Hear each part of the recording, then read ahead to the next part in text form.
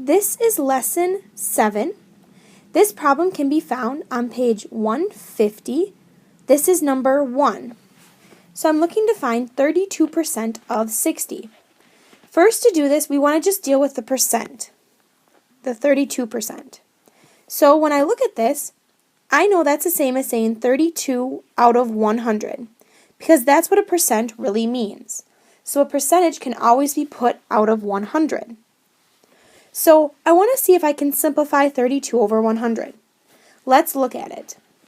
What goes into both 32 and 100? Well, I know I can divide both the top and bottom by 2. 32 divided by 2 is 16. 100 divided by 2 is 50. Looking at this again, I think I can divide one more step. Both, once again, can be divided by 2. 16 divided by 2 is 8. 50 divided by 2 is 25. And that's the simplest form I can put it in. So 32% is the same as saying 8/25. My next step is to take 8/25 and multiply it by 60. The of in our problem means multiplication. So to do this, I need to put 60 over 1. And now I want to see if I can simplify anything. I know that I can simplify 60 and 25. I can divide both by 5. 60 divided by 5 is 12. And 25 divided by 5 is 5. And that's all I can simplify. So now my last step is to multiply across. 8 times 12 is 96. And 5 times 1 is 5. Now, this isn't in simplest form, so I want to make sure I can do that. So, to do that, I want to turn it into a mixed number. So I'm going to take 96, my top number, and divide 5 into it. 5 goes into 9 once. Bring down the 4. Bring down the 6. 5 goes into 46 9 times, minus 45. And I'm left with 1. So my answer is 19 and 1/5. Your code for this lesson is skateboard.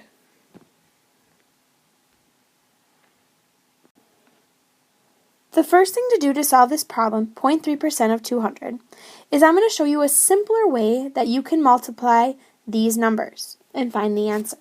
So once again, of in the problem means multiplication. So my first thing I want to do is turn 0.3% into a decimal. Remember, to do this, we need to take the decimal point and move it 2 places to the left to get it into a decimal. So my answer is really 0.003 times 200. Now we know how to do this. We can simply set it up 200 times 0.003. 3 times 0 is 0. 3 times 0 is 0. 3 times 2 is 6. Count how many places there are behind the decimal point. There's 1, 2, 3. So I move mine 1, 2, 3. So my answer is simply 0.6. Now we're back to a whole number. We're back to 128% of 550. So there's 2 ways we could solve this problem. The first way we talked about in the beginning is simply do 128 out of 100, because remember, percents always are out of 100. And then we should simplify 128 and 100. So can I simplify those at all? Well, I know I can find a number that goes into both of them. Let's look. I can divide them both by 4. 128 divided by 4 and 100 divided by 4. 128 divided by 4 is 32, and 100 divided by 4 is 25. Now that that's simplified a little bit more, I can now multiply it, because remember, the word of means multiplication, times 550. And I need to make 550 over 1, so I can multiply 2 fractions. Now I want to see if I can simplify anymore. Can I simplify 25 and 550? Why, yes, I can. 25 goes into both of them. So 25 divided by 25 is 1. And 550 divided by 25 is 22. So my last step now is to multiply across. 32 times 22 is 704. And 1 times 1 is 1. So my answer is just 704. Now, the other way I talked about was making 128% into a decimal and multiplying that way. So 128 to a decimal, I need to move the decimal point that's over on the right to the left twice. So that's the same as saying 1.28 times 550. Setting it up, I have 550 times 1.28. 8 times 0 is 0. 8 times 5 is 40. 8 times 5 is 40, plus 4 is 44. Now, I need to add a 0. And 2 times 0 is 0.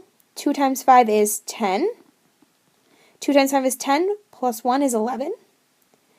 Add another 0, add 2 zeros this time. 2 times 0 is 0. Oh, I'm sorry, 1 times 0 is 0. 5 times 1 is 5. 5 times 1 is 5. And I need to add those together. When I add them together, I get 0 plus 0 plus 0 is 0. And then 0. And then 4. And then 10. 5 plus 1 is 7. And I need to move the decimal point 1, 2 places. So I'm going to take the decimal point and move 1, 2 places. See how my answer is 704 again. So you get the same answer no matter what way you do it. So it's your preference if you would rather multiply fractions by each other or a decimal by a whole number.